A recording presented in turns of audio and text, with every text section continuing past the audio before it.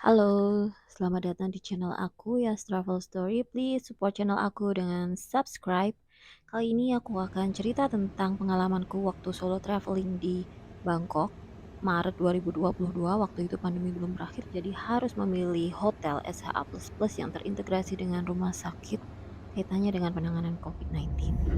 Di bandara aku bertemu dengan seorang teman yang ternyata dia juga menginap di hotel yang sama dengan hotel yang aku pilih dan disediakan transportasi antar jemput, dan setelah kami dinyatakan negatif kami ditransfer ke tujuan kami selanjutnya dengan menggunakan mobil yang sama, dan kurasa tidak apa-apa karena kami sama-sama negatif, dan aku turun di daerah Khao San Road sementara dia lanjut ke apartemennya katanya di sekitar pinggiran Bangkok begitu. Dan saat ini masih sangat sepi, saat itu masih sangat sepi dari turis sehingga yang aku ketemui rata-rata warga lokal. Kenapa aku berasumsi mereka warga lokal? Karena mereka berbahasa Thailand, dan warga lokal di sini jarang ada yang bisa berbahasa Inggris sehingga aku sangat bergantung pada Google Map dan juga Google Translate. Di mana aku membeli SIM card, aku membeli SIM card di salah satu retail di dekat hotel, dan di sini sedang ada upacara, tapi aku tidak bisa mendekat karena aku bukan keluarga kerajaan dan juga bukan undangan. Jadi kata Pak Polisi atau satpamnya tidak mau mendekat. Nah, akhirnya aku berjalan-jalan di jalanan di luar areal Kawasan Road, ini menuju ke arah Wat Po dan Grand Palace. Dan di sini trotoarnya besar, tapi tidak bisa dijadikan patokan apakah semua trotoar di Thailand sebesar ini, karena ini hanya di pusat kota Bangkok, dan diduga mereka adalah warga setempat yang sedang menunggu transportasi umum. Ada banyak burung gagak di lapangan di dekat Wat Po dan Grand Palace ini. Kenapa aku menyebutnya Wat Po dan Grand Palace? Karena aku lupa ini di daerah mana. Sepertinya ini Grand Palace. Dan Wat Po itu hanya dekat sekali, mungkin jalan kaki pun sampai. Nah, ini Grand Palace atau Wat Po ya, entahlah. Dan sebenarnya ini dibuka untuk umum, tetapi karena aku datangnya terlalu pagi, masih sekitar jam 6, jadi itu belum dibuka. Bukanya sekitar jam 8 atau jam 9. Dan di sini diperbolehkan untuk lari-larian gitu, olahraga. Dan tadi ada yang naik motor ya.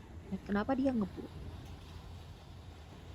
Kemudian aku pun melipir ke stasiun water taxi. Di sini ada taksi air, ada 2 jenis sebenarnya, yang satu lebih mewah gitu bentuknya seperti bus, mereka menyebutnya seperti bus. Tapi aku memilih yang taksi air saja, yang biasa, yang murah, 15 baht saja ini atau sekitar 6.750, dan tarifnya itu flat atau sama dari stasiun pertama sampai 14, dan di sini kita bisa menikmati pemandangan Sungai Chao Phraya.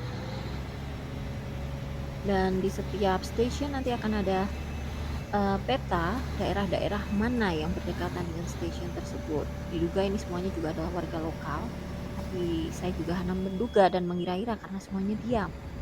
Mereka semua masih menjaga jarak dan meminimalisir aktivitas atau interaksi dengan orang lain karena masih pandemi ya. Dan water taxi ini seperti menjadi pilihan yang sangat direkomendasikan bagi kalian yang tidak suka dengan macet, karena di jalanan umum itu macet sekali. Banyak sekali orang yang punya mobil, sepertinya semua orang pakai mobil, jadinya macet. Kemudian ada juga komuter lain, ini juga sangat direkomendasikan, tetapi sayang aku tidak sempat mencobanya. Dan malamnya pun aku berjalan-jalan dengan menggunakan kaki, alias jalan kaki, mencari restoran yang direkomendasikan di sosial media, tapi sayangnya tidak ketemu. Dan aku malah tersesat malam-malam, astaga. Akhirnya aku mencari taksi dan naik taksi berjalan-jalan di tengah jalan. Ini sepertinya adalah Grand Palace. Karena ini sudah sekitar jam 11 atau 12 malam. Tuh atap Grand Palace berkilau. Sungguh indah. Sayangnya kameraku tidak bisa menangkap. Dan di sini sebenarnya bapak supir taksinya itu baik hati, dan aku yang ditemani oleh temanku tadi yang jauh-jauh datang dari tempatnya untuk menemaniku setelah dia mengajar. Kami tidak diperbolehkan untuk mendekat, mengambil foto terlalu dekat, apalagi masuk oleh bapak satpam atau polisi yang berjaga di sekitar sana, dan kami diperbolehkan memotret dari jarak yang dianggap aman oleh mereka. Jadi setelah mengambil gambar dari dalam taksi, kami memang sempat untuk mengambil foto-foto, tapi sangat terbatas karena diawasi oleh bapak polisi tadi. Jadi kan tidak lucu kalau kita dianggap ancaman dan berurusan dengan polisi di negeri orang. Oh iya, kami bercakap-cakap dengan Google Translate by the way. Nah, esok harinya saya harus masuk kembali ke hotel yang pertama SHA++ tadi untuk mendapatkan keterangan PCR negatif supaya diperbolehkan pulang ke Indonesia. Di sini saya mendapatkan keberuntungan, kamar saya dinaikkan satu level dari kamar yang saya pesan karena kamar yang saya pesan belum siap atau sedang digunakan, dan di kamar ini terdiri dari 2 ruang tidur yang terpisah. Ada ruang tidur utama, mungkin ini ruang tidur utama ya karena lebih besar, dan yang satunya tadi tidak utama karena lebih kecil, dan saya justru memilih tidur di ruang tidur yang tidak utama. Kenapa? Karena saya menang. Esok harinya setelah tes keluar di pukul 9 atau 10, kemudian saya ke bandara, check-in, kemudian berurusan dengan imigrasi, dan imigrasi di Thailand sangat ramah. Kemudian kita pulang dan transit dulu di Singapura karena saya pakai Singapore Airlines dan waktu itu masih murah ya harga tiket pesawat. Jadi pulang pergi Jakarta Bangkok, Jakarta dengan transit di Singapura lebih dulu itu sekitar 2 jutaan dengan Singapore Airlines.